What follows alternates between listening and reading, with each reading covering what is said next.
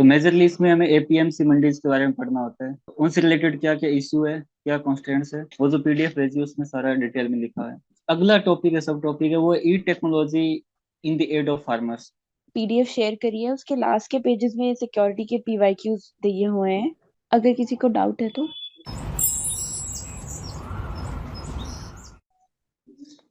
Sir मैं GS 3 में जो एग्रीकल्चर वाला टॉपिक है उसके बारे में डिस्कस करूंगा आज। हाँ ठीक है, बिल्कुल। सर पहले मैं सिलेबस का बताता हूँ कि एग्रीकल्चर से रिलेटेड कौन कौन से टॉपिक है। और मैंने ग्रुप पे दो पीडीएफ भेजी है। एक में तो प्रीवियस ईयर के क्वेश्चंस है जिसमें इन टॉपिक से रिलेटेड जो जो आए हुए हैं पिछले 7-8 सालों में। और एक पीडीएफ में एग्रीकल्चर के कुछ नोट्स है जो दोनों मैंने ग्रुप पे शेयर किए। तो जीएस 3 में ओके। अपने जो जीएस 3 में अपने टॉपिक है, एक तो major crops, cropping pattern in various part of country, different type of irrigation and irrigation system, ये एक टॉपिक है। दूसरा storage, transport and marketing of agriculture produce and issues and related constraints. तो जो पहला टॉपिक है, major crop and cropping pattern in various part of country और different type of irrigation and irrigation system, ये basically geography से related है जिसको हम इकोनॉमी में काफी कम पढ़ते हैं। और इससे रिलेटेड क्वेश्चन भी जीएस 3 में काफी कम आते हैं। और इरिगेशन और इरिगेशन सिस्टम से रिलेटेड जो भी थोड़ा बहुत कंटेंट है वो मैंने पीडीएफ में भेजा है, उसके स्टार्टिंग के 2-3 पेज में है, तो आप वहां से देखना। इसमें जो दूसरा सब टॉपिक है, storage, transport and marketing of agriculture produce and issues and related constant. इसमें पूरा सब टॉपिक अच्छे से बताए हुए हैं कि एग्री प्रोड्यूस के बारे में हमें तीन सब टॉपिक पे कंटेंट लिखना है। स्टोरेज पे, ट्रांसपोर्ट पे और मार्केटिंग पे, उससे रिलेटेड क्या क्या इश्यूज है और क्या कंस्ट्रेंट्स है।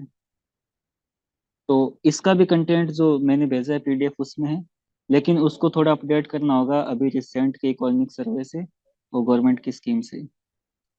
तो स्टोरेज में तो दो टाइप का सिस्टम है हमारे यहाँ पे, एक तो प्राइवेट स्टोरेज सिस्टम है और दूसरा जो food corporation of India storage करती है वो है। तो वो काफी लिमिटेड है क्योंकि मेजरली वो वीट एंड राइस दो के लिए यूज होता है। जो बाकी फूड कमोडिटीज है उनके लिए अभी भी काफी इश्यूज है हमारे यहाँ पे। तो कौन कौन से इश्यूज है? अ, जो तीसरा मेन इश्यू है, मार्केटिंग ऑफ एग्रीकल्चर प्रोड्यूस और उससे रिलेटेड इश्यूज और कॉन्स्टेंट्स। तो मेजरली इसमें हमें एपीएमसी मंडीज के बारे में पढ़ना होता है। और उनसे रिलेटेड क्या क्या इश्यू है, क्या कॉन्स्टेंट्स है, वो जो पीडीएफ भेजी है उसमें सारा डिटेल में लिखा है। ये नॉर्मली एक स्टैटिक टॉपिक है। बस कुछ गवर्नमेंट की जो नई स्कीम है या फिर कुछ सर्वे में या बजट में कहीं कुछ बोला हुआ है तो एक दो पॉइंट ऐड करने हैं। बाकी जो पूरा कंटेंट वो पीडीएफ में है, वो एज इट इज लिखना है। अगला टॉपिक है, सब टॉपिक है, वो e technology in the aid of farmers.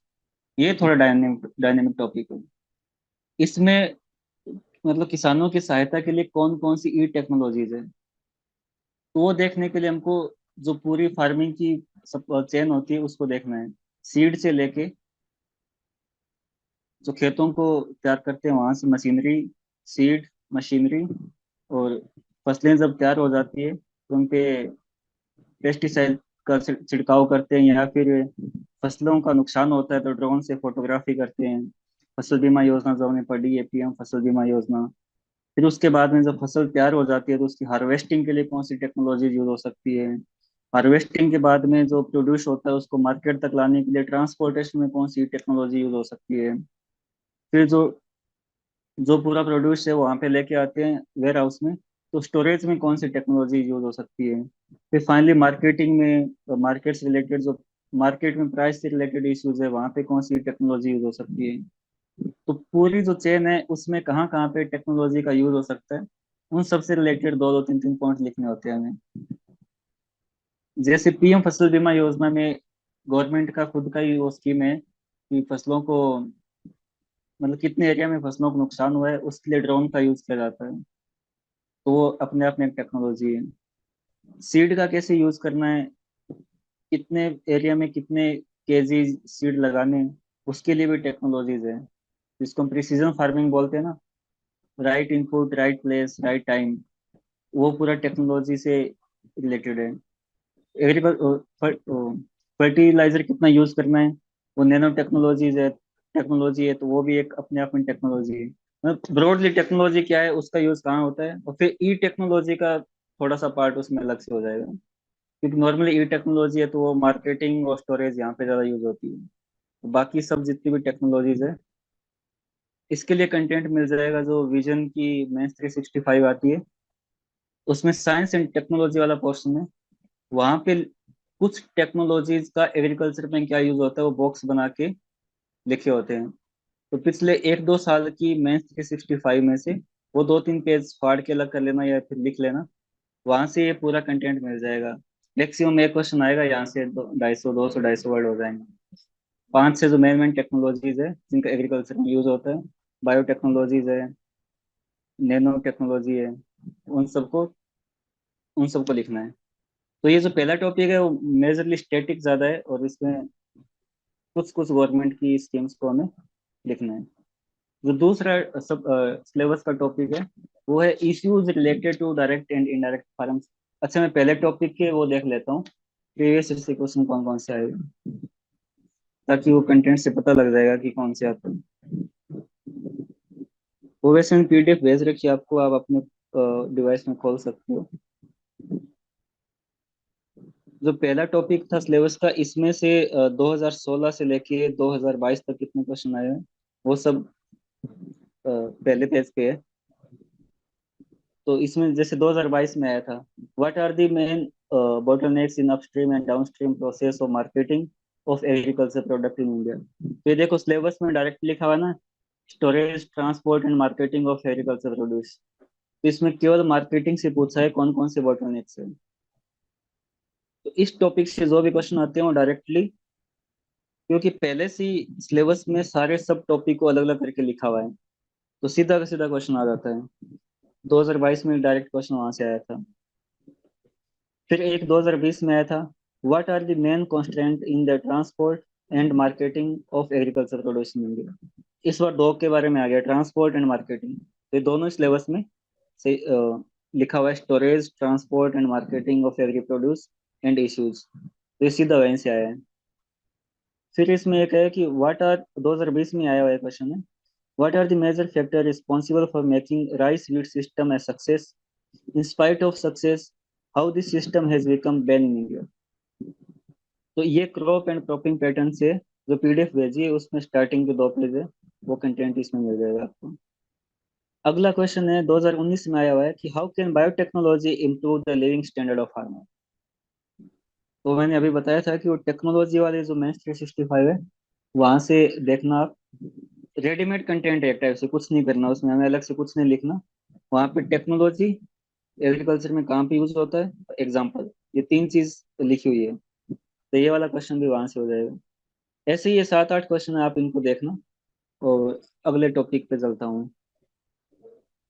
Syllabus का अगला टॉपिक है issues related to direct and indirect farm subsidies and minimum support price. यानी कि एमएसपी और बाकी सब्सिडीज है, उनके क्या इश्यूज है।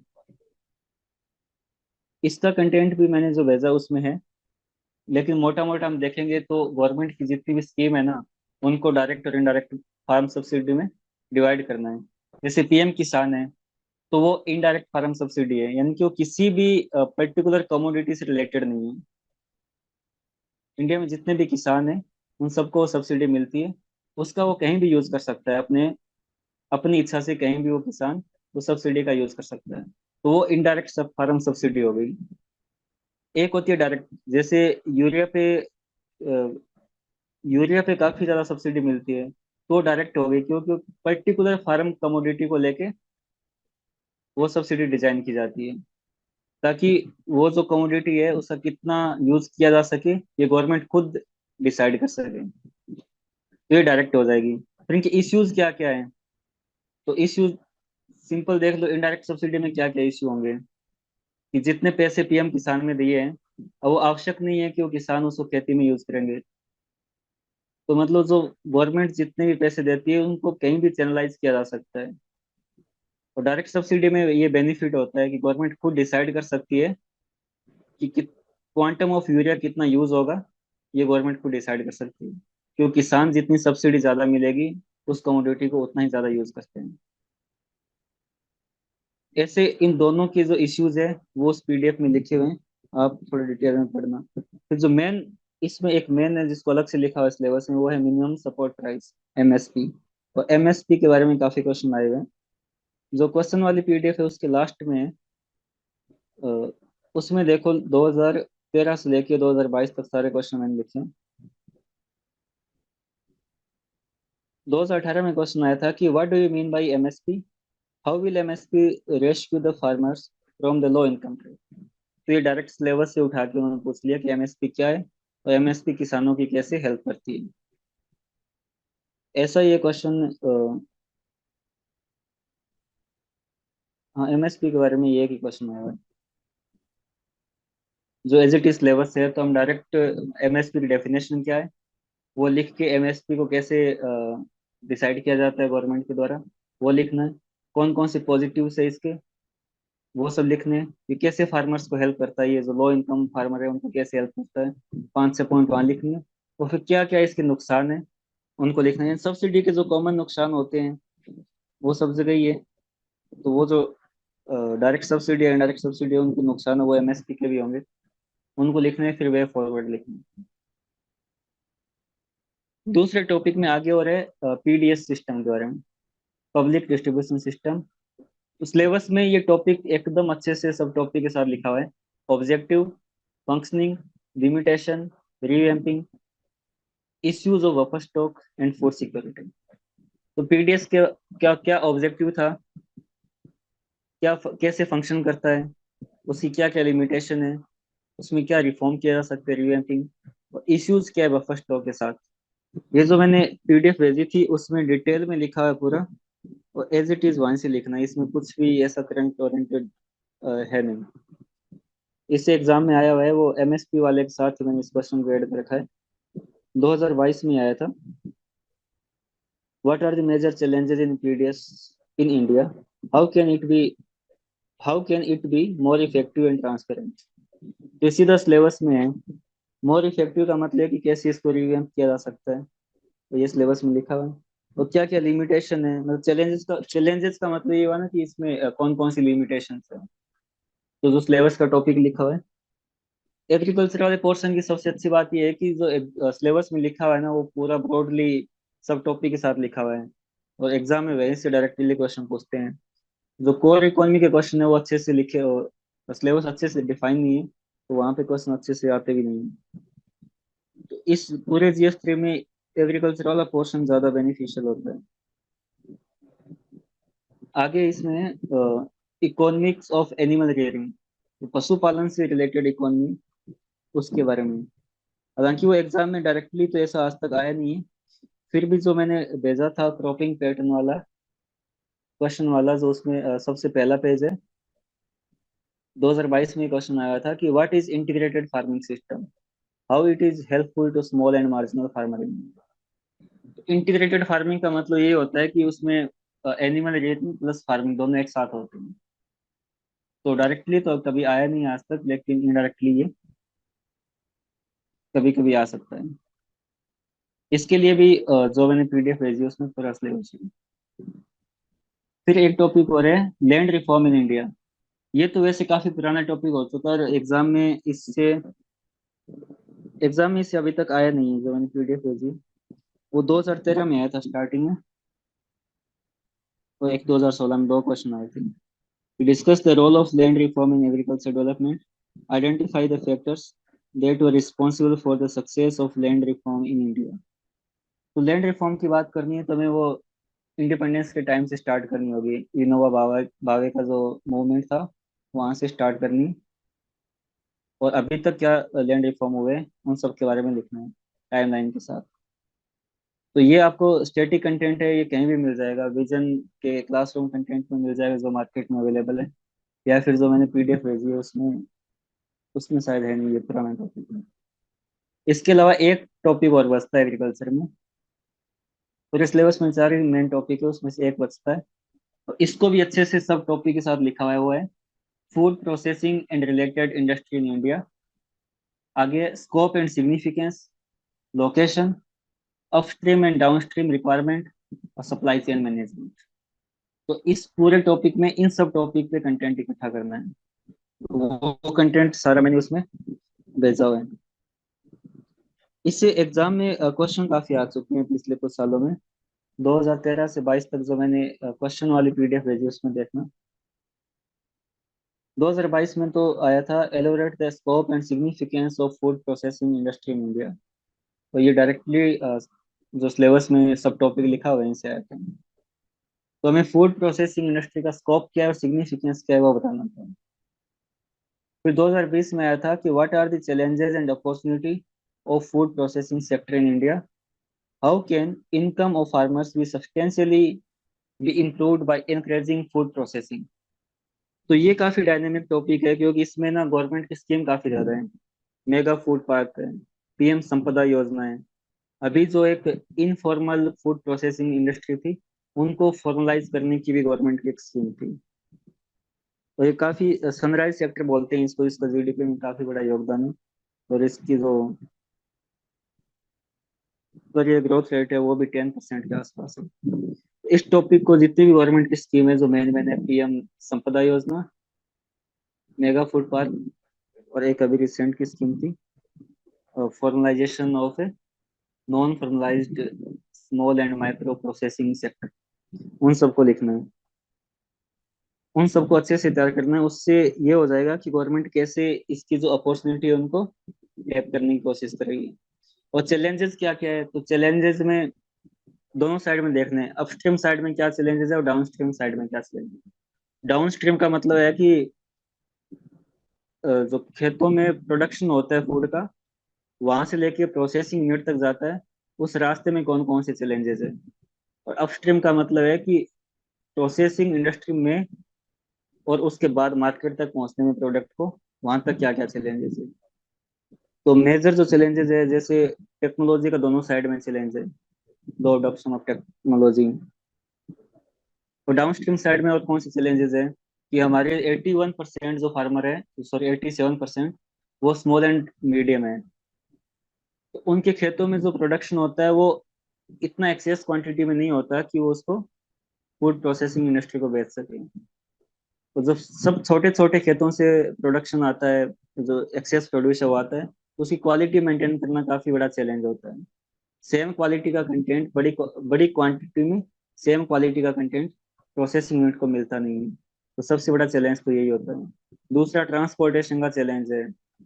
हमारे वेयर हाउसिंग की फैसिलिटी इतनी अच्छी नहीं है, तो वेजिटेबल जो प्रोड्यूस होता है वो उसका 20% तो फार्म गेट पे ही डिस्ट्रॉय हो जाता है, मार्केट प्रोसेसिंग यूनिट तक पहुंचता ही नहीं है।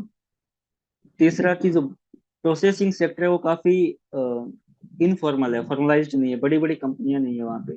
उसकी सबसे बड़ी वजह ये है कि हमारी कॉन्ट्रैक्ट फार्मिंग को ज्यादा बढ़ावा नहीं दिया जाता। तो बड़े पैमाने पे किसी भी कंपनी को एक खेत को लीज लेने की परमिशन नहीं मिली हुई है।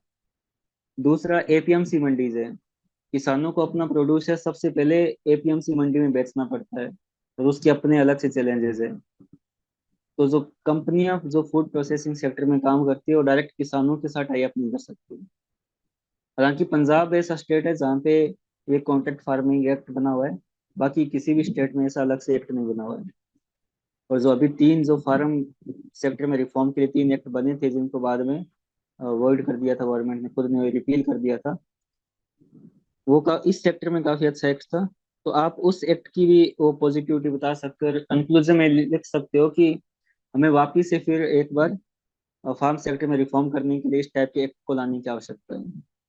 तो फूड प्रोसेसिंग सेक्टर को आप तैयार करो तो इन सारी चीजों पे ध्यान रखना।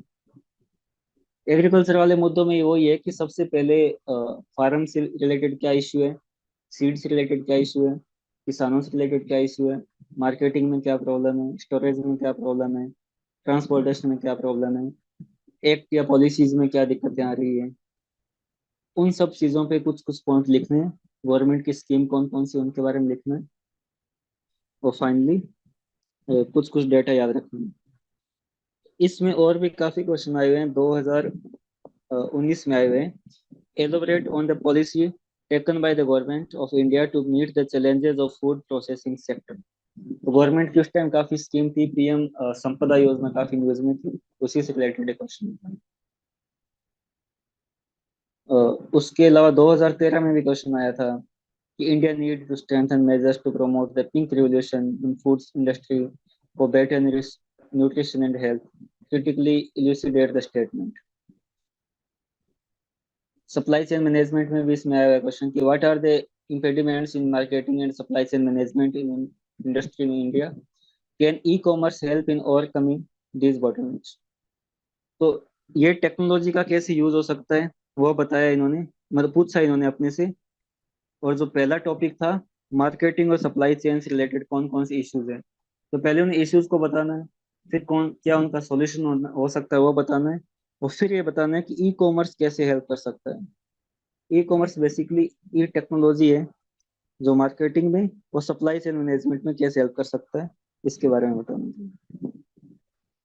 तो होपफुली ये वाले टॉपिक है, इनके बारे में ज्यादा बताने की आवश्यकता थी नहीं, क्योंकि सिलेबस के अंदर ब्रॉडली डिफाइन है, एक तो सब टॉपिक के साथ लिखा हुआ है, और सब जितने भी क्वेश्चन आए वो मैंने पीडीएफ में भेज दिए, और थोड़ा बहुत कंटेंट इनसे रिलेटेड है वो भी एक और पीडीएफ में मैंने भेज दिया। तो होपफुली इसमें ज़्यादा दिक्कत नहीं आएगी। फिर भी आपके डाउट हो तो आप पूछ सकते हो।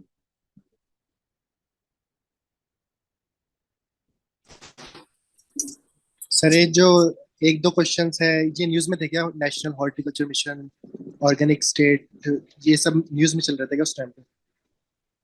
एक एलोपैथी पे कुछ क्वेश्चन आया था। हाँ, ये उस टाइम न्यूज़ में चल रहे थे, और सिलेबस में लिखा हुआ है ना, एक टॉपिक कौन सा था, हाँ, टेक्नोलॉजी मिशंस लिखा हुआ है ना ये। अच्छा। तो ये जो दो तीन मेन मेन मिशन है, जैसे अभी किस पे चल रहा है, वेजिटेबल ऑयल पे, पाम ऑयल पे, इन पे जो गवर्नमेंट के एक दो मिशन है या फिर स्कीम है, उनका एक एक पेज का कंटेंट था। National mission on oil and oil palm ऐसे करके एक है ना, NMOOP, उसको हाँ, देख लो। ऑयल पंप दूसरा वाला। उस पे है, हाँ, तो ये ज्यादा न्यूज में है अभी। पिछले एक दो सालों से ये गवर्नमेंट शायद कुछ सेक्टर में, कुछ एरिया में इंडिया में प्रमोट भी कर रही है, ताकि हमारा जो इम्पोर्ट है वो कुछ कम हो जाए। उसके अलावा ये पल्सेज इनको बढ़ाने के लिए भी कुछ स्कीम है, उसको देख लो। तो ये मिशन वाले में तो उस टाइम ये जो आए थे एग्जाम में, वो उस टाइम न्यूज में थे, अभी इतनी इम्पोर्टेंट नहीं है। लेकिन अभी क्या न्यूज में है उनको एक थोड़ा देख लेना।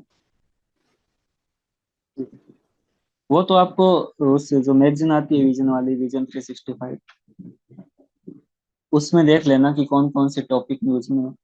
उनका तुम अपने आप से कंटेंट तैयार कर लेना एक एक पेज, क्योंकि मैक्सिमम क्वेश्चन 250 वर्ड का आएगा, तो एक दो पेज का कंटेंट सफिशिएंट हो, जिसमें एक दो डेटा हो और एक दो गवर्नमेंट की स्कीम हो, बाकी तो वो स्टैटिक कंटेंट ही रहता है।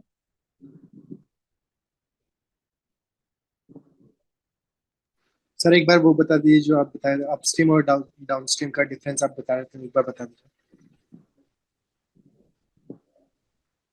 और डाउन स्ट्रीम तो हो गया कि फार्म गेट से लेके फूड प्रोसेसिंग इंडस्ट्री तक पहुंचने में, मतलब वो पूरी जो लाइन है वो है डाउन स्ट्रीम। अपस्ट्रीम है कि फूड प्रोसेसिंग इंडस्ट्री से लेके मार्केट तक, वो है अपस्ट्रीम। तो डाउन स्ट्रीम में कौन कौन से चैलेंजेस हो गए, वो देखना होगा कि फार्म पे क्या चैलेंजेस है। तो फार्म की जो साइज है खेतों की, वो अपने आप में सबसे बड़ा चैलेंज है, क्योंकि बड़े क्वांटिटी में क्वालिटी कंटेंट तभी मिलेगा जब बड़े एरिया पे उसका प्रोडक्शन होगा, और वो हो नहीं सकता क्योंकि 87% फार्मर है वो स्मॉल एंड मार्जिनल फार्मर। या तो उनके पास एक्सेस में प्रोडक्शन नहीं होता, या होता है तो सबके पास अलग अलग क्वालिटी का होगा। तो दूसरा, वो फार्म साइज इतने छोटे हैं कि वो अच्छी टेक्नोलॉजी का अडॉप्शन भी नहीं करते, जैसे अच्छी क्वालिटी के सीड नहीं लाते।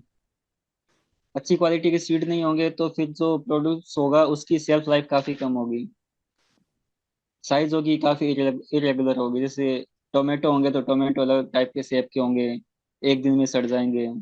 तो वो सब जो कंपनियां प्रोसेसिंग सेक्टर में काम करती है उनके लिए वो काम के नहीं है, भले ही वो एक्सेस में कितना भी हो।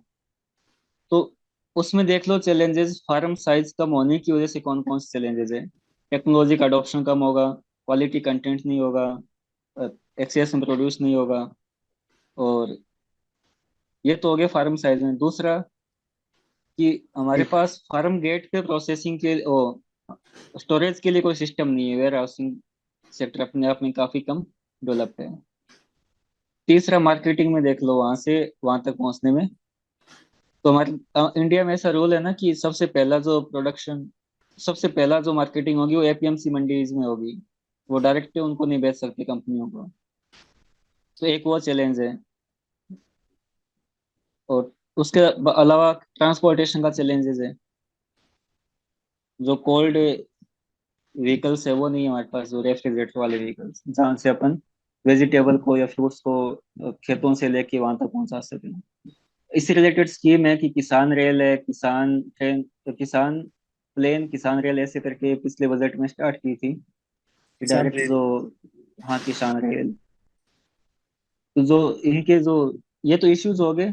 और इशू का हम जो सॉल्यूशन लिखेंगे वहां पे ये एक दो गवर्नमेंट की स्कीम लिख देंगे। और टेक्नोलॉजी का कम अडॉप्शन हो तो सब जगह यूज हो जाएगा। और अपस्ट्रीम साइड वाले में देख लेंगे।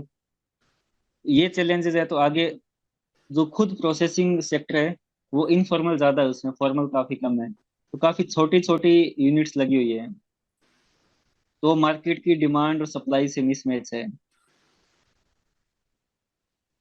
कॉन्ट्रैक्ट फार्मिंग है नहीं अभी तक, तो बड़े लेवल पे जो प्रोसेसिंग यूनिट है वो भी स्टेब्लिश नहीं हो पा रही। स्किल्ड वर्कफोर्स नहीं है। और मार्केट तक ले जाने के लिए वो आगे वहां भी ट्रांसपोर्टेशन का इश्यू है काफी। मिडिल मैन काफी ज्यादा है। तो और बाकी मार्केट की खुद की कौन कौन सी प्रॉब्लम है वो देख लेंगे। इसेंशियल कमोडिटी का काफी बड़े पैमाने पे होर्डिंग होती है। सही टाइम पे जो कंज्यूमर है उनको मिल नहीं पाता है। कंज्यूमर की डिमांड क्या है वो प्रोसेसिंग यूनिट वालों को पता ही नहीं है। तो डिमांड सप्लाई, उधर मार्केट वाली चीजें आ जाएगी, इधर किसानों वाली आ जाएगी। कंक्लूजन में ऐसे लिख देना कि टेक्नोलॉजी के साथ फॉरवर्ड लिंक और बैकवर्ड लिंकेज की आवश्यकता है।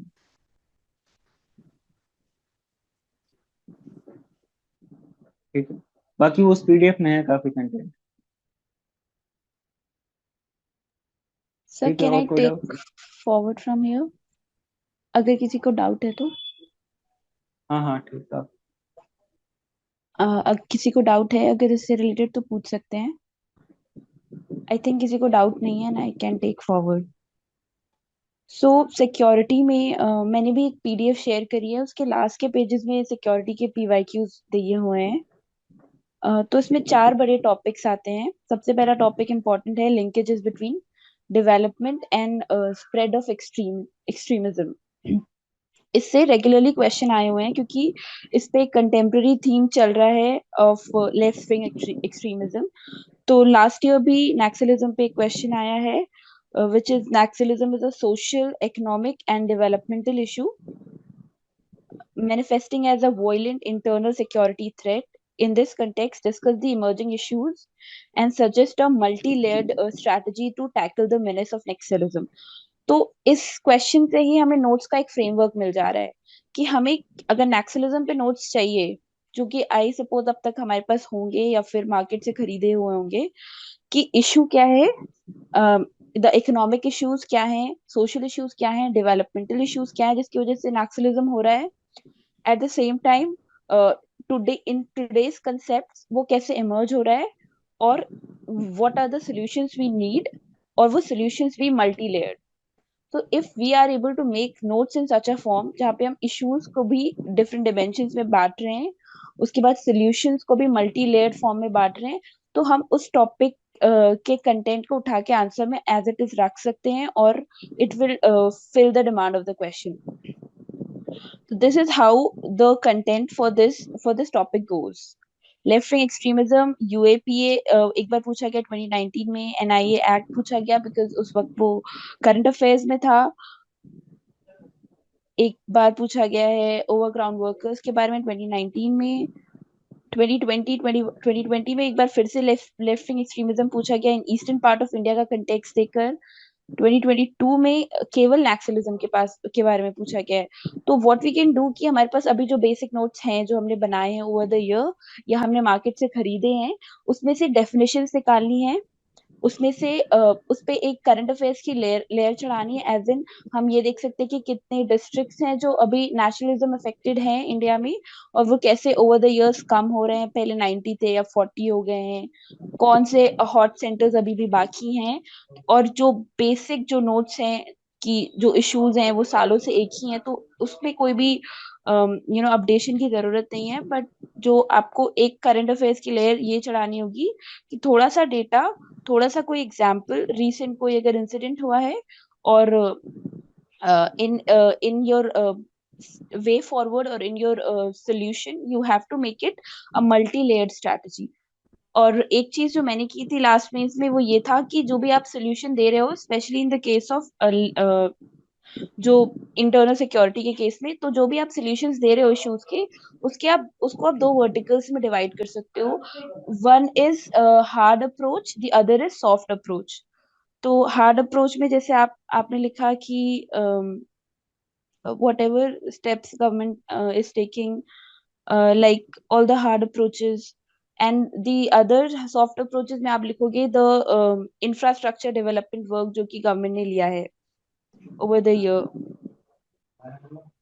हाँ, तो डेवलपमेंट इनिशिएटिव्स जो लिए गए हैं गवर्नमेंट से, जैसे कि accelerated development of selected tribal areas, अलग अलग तरीके के हिमायत प्रोग्राम या रोशनी का इनिशिएटिव, या झारखंड में कोई इनिशिएटिव लिया गया था सरदा प्लान ऑफ रूरल डेवलपमेंट, ये सारे जो प्लान्स हैं उनको आप सॉफ्ट अप्रोच की तरफ लिखोगे। और एक हार्ड अप्रोच जो सिक्योरिटी रिलेटेड इनिशिएटिव्स दिए गए हैं, तो हार्ड और सॉफ्ट का एक डिवीजन करोगे अगर आप अपने सोल्यूशन में, तो वो एक तरीके का वैल्यू एडिशन हो जाएगा।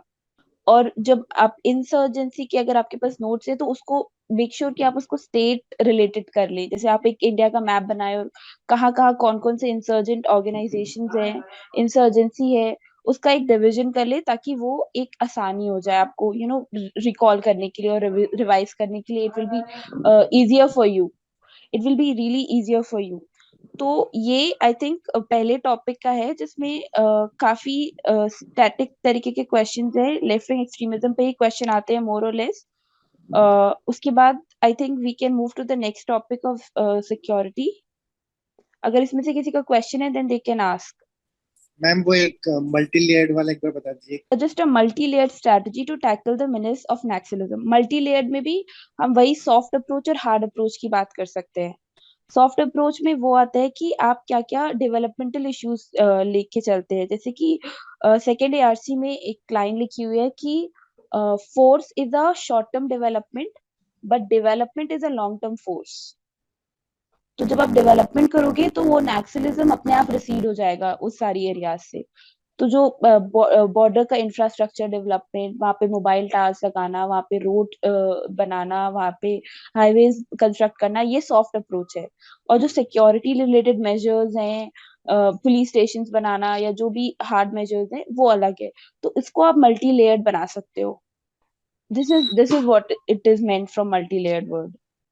Hope this is clear. और आप इसका सेग्रीगेशन स्टेट वाइज कर सकते हो। अगर आपको ऑर्गेनाइजेशन याद करनी है तो you can make a map of India, उसमें आप स्टेट वाइज ऑर्गेनाइजेशन लिख सकते हो, और उसमें से भी जो लीड सारी ऑर्गेनाइजेशन नहीं लिखनी है। असम में जो लीड ऑर्गेनाइजेशन है, या झारखंड में या छत्तीसगढ़ में जो सबसे ज्यादा मिलेस क्रिएट करे, उस एज अ एग्जाम्पल आप डाल सकते हो कि वो रिड्यूस हो गए हैं, या डिस्ट्रिक्ट का नंबर डाल सकते हो कि इस स्टेट में इतनी डिस्ट्रिक्ट रिड्यूस हो गई हैं, ऑल ओवर इंडिया इतनी डिस्ट्रिक्ट रिड्यूस हो गई हैं। सो कोई एक data will be sufficient, will be more than enough with regarding to this topic of security. उसके बाद दूसरा एक इम्पोर्टेंट टॉपिक आता है which is challenges to internal security through communication network, role of media and social networking sites in internal security challenges। अब ये वाला topic आज के टाइम में और भी ज्यादा इम्पोर्टेंट हो जाता है बिकॉज ऑफ फेक न्यूज और all of that. Fake news की वजह से बहुत ज्यादा इंटरनल सिक्योरिटी चैलेंजेस हो रहे हैं, and basics of cyber security भी इसी में आ जाता है।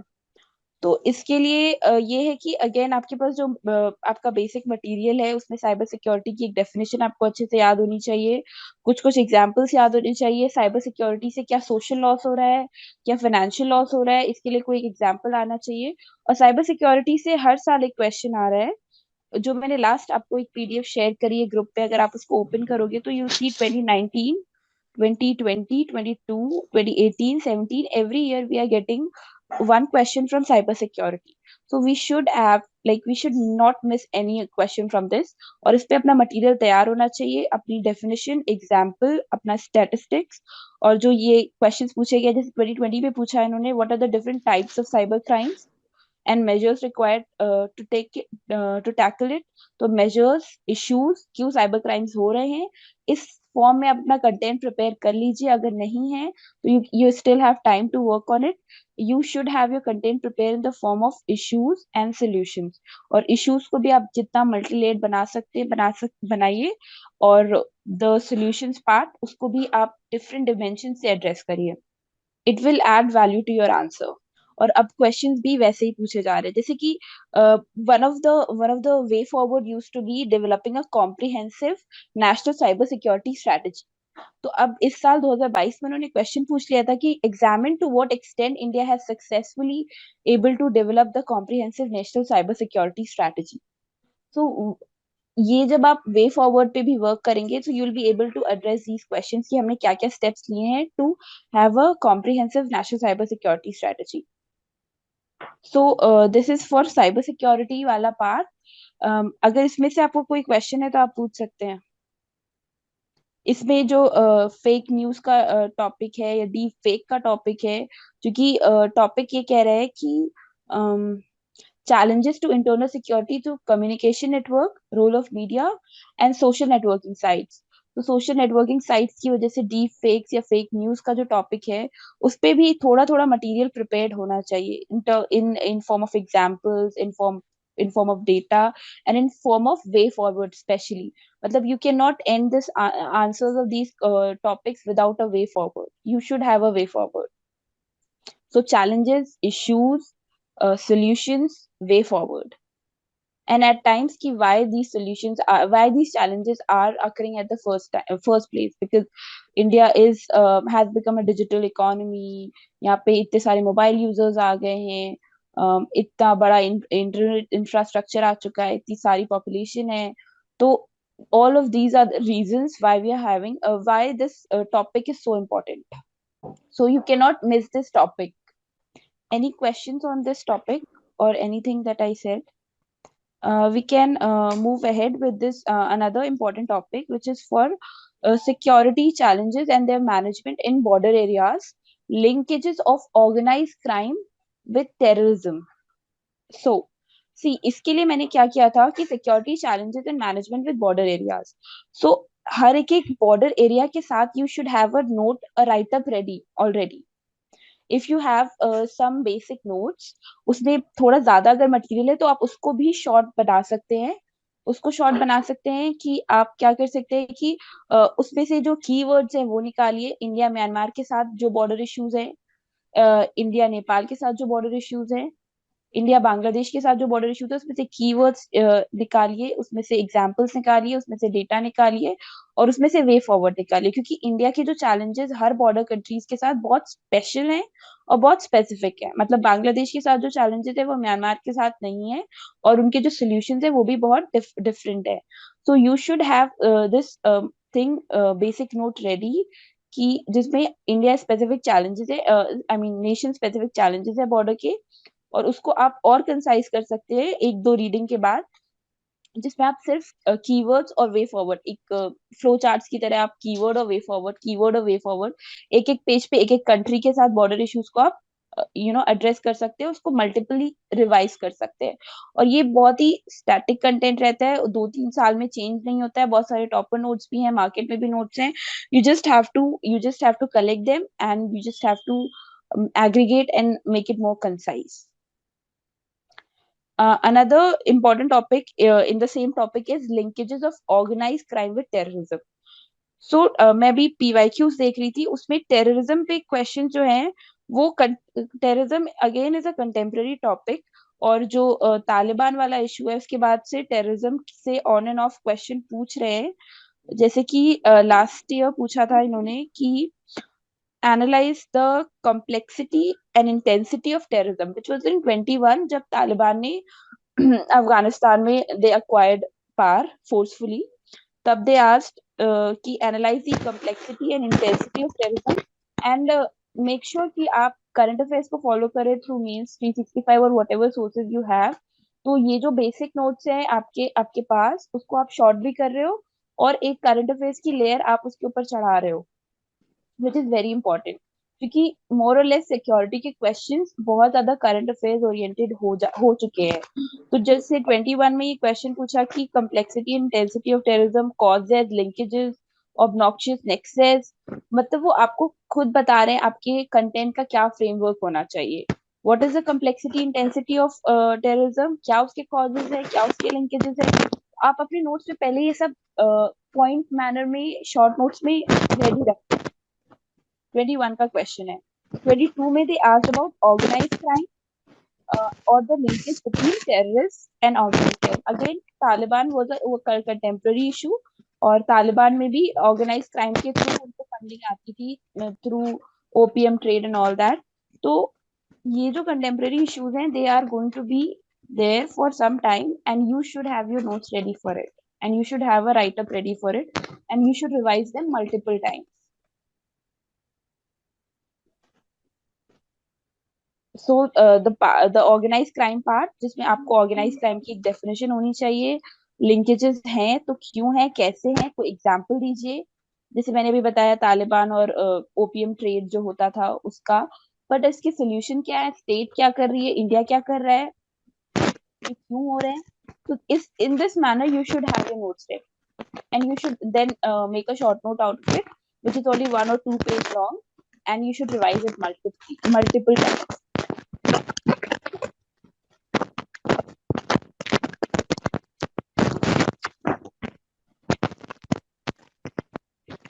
Another small topic in it is role of external state and non-state actors in creating internal security challenges.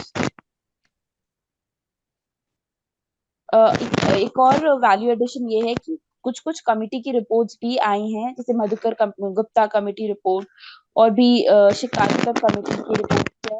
कुछ कुछ कमिटी रिपोर्ट है जो भी आपको वैल्यू एडिशन मटेरियल मार्केट में अवेलेबल है, आप वहां से गैदर करके वे फॉरवर्ड भी make sure that you writing these committee reports also, and not just mention कि कमिटी की we should follow these committees, पर आप किस फाइंडिंग की बात कर रहे हो वो भी मेंशन करिए कि we should follow this prescription of this committee.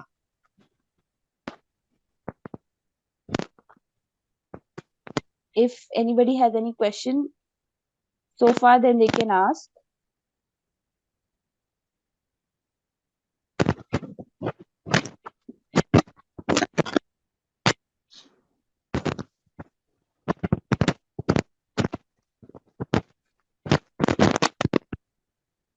Last important topic is various security forces and agencies and their mandate. So ये एक बहुत ही स्टैटिक टॉपिक है। इसमें आपके जो भी नोट्स होंगे आप उसको मल्टीपल रिवाइज करिए और उसके शॉर्ट नोट्स बना दीजिए। और मैंने इसमें अभी तक मुझे कोई क्वेश्चन दिखा नहीं है, कोई इससे डायरेक्टली क्वेश्चन पूछा गया हो।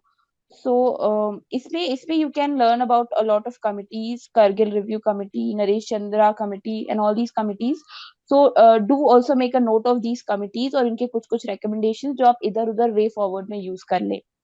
So it will help you a lot as a when it comes to writing a way forward. So make a list of these committees, make short notes of all the important topics that I just mentioned, जिसके basic notes आपके पास पहले ही हैं। Current affairs की layer as in कुछ data, कुछ example जो recent लिया हुआ है, मीन्स सिक्योरिटी का पढ़ के उसमें से अगर जो आप कुछ एक्सट्रैक्ट कर पा रहे हैं, जरूरी नहीं है कि सब कुछ बहुत इंपॉर्टेंट हो उसमें से कुछ इंपॉर्टेंट है तो कमिटी, बेसिक डेफिनेशंस आपको याद होनी चाहिए, उसके साथ एक proper example. I think this, like, if you are able to do these 4-5 things in security, you'll be good to go and you'll be able to answer most of the questions because more or less ये एक ही nature के रहे हैं, इसमें कोई बहुत बड़ा change आया नहीं over the period of time, और जो करंट अफेयर्स है वो भी बहुत रीसेंट नहीं होता है, वो भी is of contemporary nature. And if you have any question, you can ask. With regards to answer writing also, you can ask. Ma'am वो बॉर्डर मैनेजमेंट वाले में मैप कैसे क्या बनाएंगे? सिर्फ नॉर्थ ईस्ट वाला बना देंगे और ये दिखाना है कि मतलब अगर बॉर्डर मैनेजमेंट का है तो म्यांमार बांग्लादेश, बस यही बता रहा है कि कैसे बनाना है? मतलब मैं आपके नोट्स को बोल रही थी कि थोड़े विजुअल अगर आपके नोट्स होंगे तो आपको याद करना आसान होगा. हर बॉर्डर एरियाज के नेचर अलग अलग है, जैसे कि बॉर्डर का नेचर भी अलग है. जैसे इंडिया का बांग्लादेश के साथ बॉर्डर बहुत रिवरीन है, या इंडिया पाकिस्तान का बॉर्डर जो ये वाले एरियाज में है वो थोड़ा सा कोल्ड एरियाज में भी है. Then there is desert area also. तो हर एक एक बॉर्डर पे आप you make a map India Bangladesh. आप उसको विजुअल बनाओ, आप वहां पे इश्यूज लिखो, वहां पे चैलेंजेस लिखो, वहां पे सॉल्यूशंस भी लिख दो की फॉर, और कोई एग्जांपल लिख दो. फिर India Pakistan, India Nepal, India Myanmar, India Sri Lanka, ये सारे बॉर्डर इश्यूज में बोल रही थी. And if you are able to do make your notes very visual and appealing, आपके आंसर्स में भी वो आएगा and it will be a good value addition. Sir, I think this is it from my side. Okay, man. It was a very nice session.